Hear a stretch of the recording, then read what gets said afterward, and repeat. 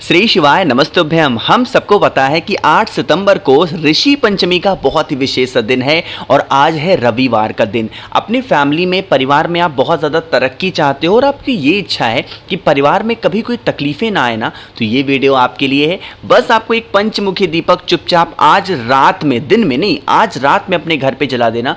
यकीन मानिए कोई भी प्रॉब्लम घर में आपके नहीं आ सकती, जो कि पूज्य गुरु जी की कथा से सुन के बहुत अच्छे से आपको समझाऊंगा, ठीक है ना। ऋषि पंचमी का दिन साल में एक ही बार आता है और बहुत प्यारा सा दिन होता है, बहुत ध्यान से सुनिएगा, ठीक है ना। अब वो पंचमुखी दीपक तो हमें लगाना होगा। कहोगे भैया जो दीपक आप दिखा रहे हो ऐसा दीपक तो हमको मिलेगा ही नहीं, अब हम क्या करें। तो ज़रूरी नहीं है कि आपको ऐसा ही दीपक लेना है ना।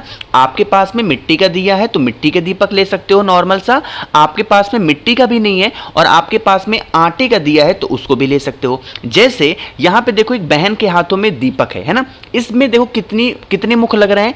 एक हो गया, दो हो गया, तीन हो गया, चार हो गया। इसमें तो चार ही मुख हैं। भैया आप तो कह रहे हो पंचमुखी दीपक, तो एक छोटी सी कोई बत्ती लेना और उस बत्ती को यहीं से जोड़ करके आगे निकाल देना, तो ये कितने मुखी हो जाएगा, पंचमुखी दीपक आपका बन जाएगा। सेम चीज अगर आप आटे के दीपक में ना करके इसमें कर रहे हो तो आप एक बत्ती ऐसे लगाना, एक बत्ती ऐसे लगाना और एक बत्ती कुछ ऐसे करके लगा देना, तो कितने मुखी हो गए, पंचमुखी दीपक बन गया। अरे बनाना बस। अब आपका ये रेडी हो गया। अब इस पंचमुखी दीपक में क्या डालना है, हमें डालना होगा घी, ठीक। अब इस पंचमुखी दीपक को जलाओगे कहाँ पे, पहले ये बात करते हैं। इसे अपने घर के मेन गेट के बाहर लगाना है, जो हमारे घर के बाहर दरवाजे होते हैं ना, उसी के पास में। सबसे पहले दीपक को लगाने से पहले थोड़ा सा एक चुटकी चावल का दाना दीपक के नीचे रखेंगे और उस पंचमुखी दीपक को कहाँ पे लगाओगे, अपने दरवाजे के बाहर, ठीक है ना। देखो इसमें कितनी बत्तियां हमने लगाई हैं, आपने इसके अंदर 5 बत्तियां लगाई हैं। इन 5 की पांचों बत्तियों को 5 लोगों का नाम लेके जलाना होगा। यह बात मैंने आपको पहले भी बता रखी है, इस बार आपको बस याद दिला रहा हूं, बहुत ध्यान से सुनिएगा, ठीक है ना। देखो जो पहली बत्ती आपको प्रज्वलित करनी है, जलानी है, वो महादेव शिव शंभू भोलेनाथ के नाम की पहली बत्ती आपको प्रज्वलित करनी है, जलानी होगी, ठीक है ना। सॉरी। जो दूसरी बत्ती जलाओगे, भगवान गणेश, विघ्नहर्ता भगवान गणेश के नाम की दूसरी बत्ती जलाओगे। तीसरी बत्ती आपको जलानी होगी जगत जननी जगदम्बा माँ दुर्गा के नाम की तीसरी बत्ती जलाओगे। जो चौथी बत्ती जलानी है वो भगवान विष्णु के नाम की जलानी है और जो 5वीं बत्ती जलानी है वो पूरे विश्व को उजाला करने वाले, रोशनी प्रदान करने वाले भगवान सूर्य के नाम की 5वीं बत्ती आपको जलानी होगी, ठीक है ना। यहां पे फिर से रिमाइंड कर रहा हूं आपको, बहुत ध्यान से सुनिएगा। जो पहली बत्ती लगाओगे भगवान शिव के नाम की, दूसरी बत्ती भगवान गणेश के नाम की, तीसरी बत्ती जगत जननी जगदम्बा माँ दुर्गा के नाम की, चौथी बत्ती आपको लगानी होगी किसके, भगवान विष्णु के नाम की, और जो 5वीं बत्ती आपको जलानी है भगवान सूर्य के नाम की आपको लगानी है। जो भी व्यक्ति ऋषि पंचमी के अवसर पर या फिर किसी भी पंचमी के अवसर पर इन 5 देवताओं का नाम लेके, और अगर आपको याद होगा ये 5 देवताएं कौन से हैं, इन्हीं का नाम शिव पंचायत में लिया जाता है। किसका, जो 5 देवी देवताओं का नाम मैंने आपको बताया है, इनके नाम से अगर आपने दीपक को प्रज्वलित कर दिया अपने घर के मेन गेट के बाहर, तो आपके घर में कभी कोई नकारात्मक ऊर्जाएं प्रवेश नहीं कर पाएंगी और महादेव और साथ ही साथ शिव पंचायत आपकी घर की रक्षा स्वयं करेंगे, ठीक है ना।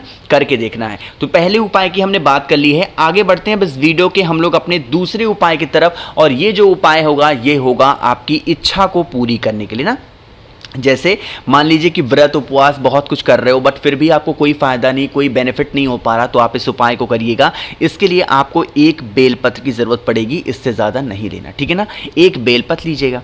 बेलपत्र के साथ में आपको गुड़ लेना होगा, ज्यादा नहीं लेना है, बस थोड़ा सा आपको गुड़ के टुकड़ों को लेना होगा।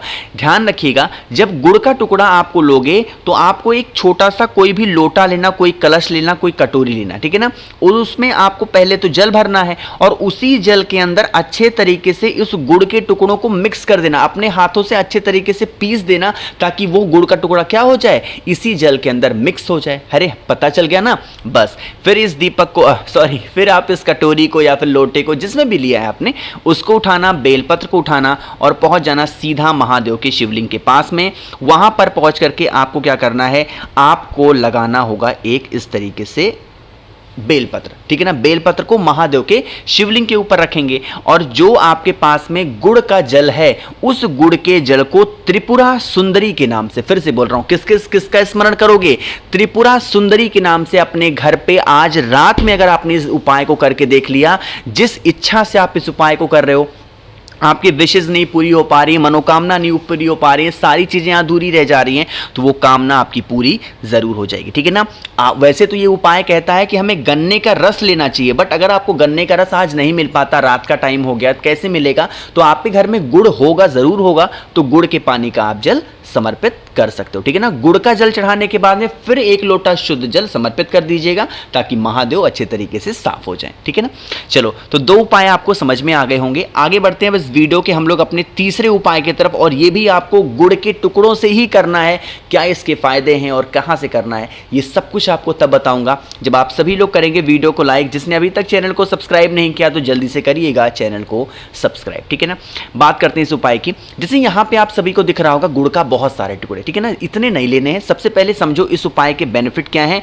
इस उपाय का फायदा होगा बीमारी, और बीमारी में भी खासकर अगर आपकी बॉडी में कहीं पेन होता है, कहीं दर्द होता है, हमेशा चाहे पैरों में दर्द हो, हाथों में दर्द हो, ठीक है ना, सर में दर्द हो रहा है, कहीं पे भी पेन हो रहा है सॉरी, तो आपको इस उपाय को करना होगा। आपको गुड़ के 7 टुकड़े लेने हैं, इससे ज्यादा मत लेना। कितने टुकड़े लोगे? गुड़ के 7 टुकड़े लेना, और उन 7 टुकड़ों को लेके पहुंच जाना महादेव के शिवलिंग के पास में, ठीक है ना। चाहे अपने घर पे, मंदिर में, सुबह शाम दोपहर कभी भी चले जाओ। जो गुड़ का टुकड़ा आपने लिया है वहां पर पहुंच के सबसे पहला काम करेंगे, 1 लोटा शुद्ध जल तांबे के लोटे से श्री शिवाय नमस्तुभ्यम का जप करके आपको समर्पित करना, ठीक है ना। जल समर्पित करने के बाद में जो आपके पास में गुड़ का टुकड़ा है, कितने टुकड़े हैं? 7 टुकड़े गुड़ के महादेव के शिवलिंग के ऊपर कहीं पे भी 7 टुकड़ों को रख देना, और रखने के साथ में ही शिव शंभु भोलेनाथ से आपके जो भी प्रॉब्लम्स हो, जो भी समस्याएं हो, बीमारी से रिलेटेड, वो बातें महादेव से आपको कहनी है, ठीक है ना।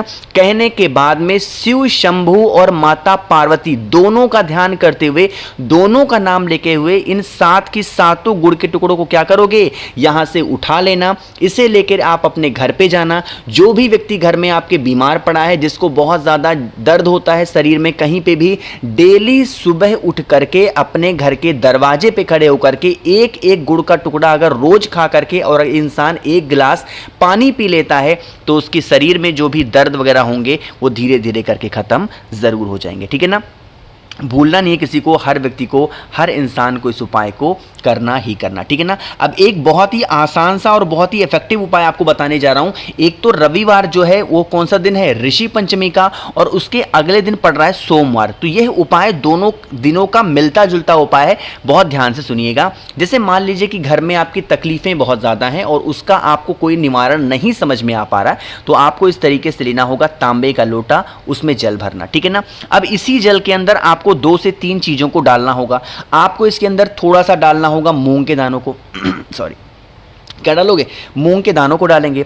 थोड़ा सा इसके अंदर क्या डालोगे? चावल का दाना डालेंगे, और थोड़ा सा इसके अंदर कुछ भी मीठा डालना, चाहे मिश्री डाल दो, गुड़ मत डालना, कुछ भी मिश्री वगैरह डाल सकते हो, ठीक है ना। इस कलश को उठाना, अपने घर में जहां पे पूजा पाठ करते हो, इस कलश को उठा के संभाल करके रख देना, ठीक है ना। रखने के बाद में आपको इस लोटे का जो जल होगा वो समर्पित करना है। कब? रखना रविवार को है, समर्पित कब करना है? सोमवार के दिन, अगले दिन सुबह उठना, स्नान वगैरह करके उस कलश को उठाना, और महादेव की शिवलिंग के ऊपर क्या करोगे? जल को समर्पित करेंगे। जल समर्पित करने के बाद में आपको वहां पर खड़े होकर के महादेव से विनती करनी है, प्रार्थना करनी है। बाद में उसी कलश को धुलना मत बिल्कुल भी, और उसमें फिर से जल भरना अपने घर से ही, और जहां पे भी आप अपने घर में सूर्य देव को अर्घ देते होगे, मतलब कि सूर्य भगवान को जल चढ़ाते होगे ना, उनको आपको उसी से जल समर्पित कर देना है, उसी लोटे से। यकीन मानिए, जिस कामना से, जिस इच्छा से आप इस उपाय को करना स्टार्ट किया है, कर रहे हो, वो इच्छा आपकी पूरी जरूर हो जाएगी, है ना। भूलिएगा नहीं कोई लोग, हर इंसान को इस उपाय को करना होगा, जिससे आप अपने घर में सुख शांति समृद्धि को प्राप्त करें। तो मैंने कोशिश की आप सभी को बहुत ही अच्छे से ढंग से समझाने की। वीडियो पसंद आई हो तो लाइक करिएगा। कुछ पूछना है, नहीं समझ में आया, नीचे कॉमेंट सेक्शन में पूछ सकते हो। मेरे जितने भी भाई बहन आवाज़ मेरी पहली बार सुन रहे हैं, चैनल को ज़रूर सब्सक्राइब करेंगे। श्री शिवाय नमस्तुभ्यम।